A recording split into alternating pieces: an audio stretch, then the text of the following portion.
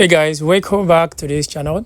Today's video I'm going to be showing you how to see your unknown callers on iPhone. To see unknown callers on iPhone is very simple and very basic to do, and this is what you have to do. The first thing I want you to do, I want you to go to the settings on your iPhone. So let's go to the settings on my iPhone. So once you open up the settings on your iPhone, it is going to take you to this page. So once you get to this page, I want you to scroll all the way down. So once you scroll all the way down, at the bottom you are going to see where it says apps. So I want you to tap on that apps. Once you tap on apps, it will bring up another page for you.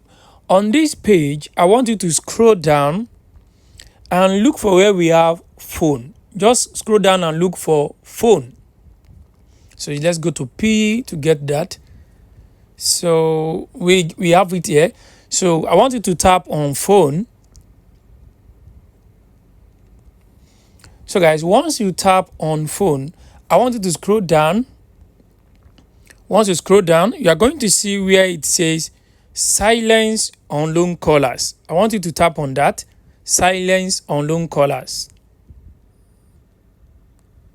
Once you tap on silence unknown callers, as you can see, the silence unknown callers is turned on.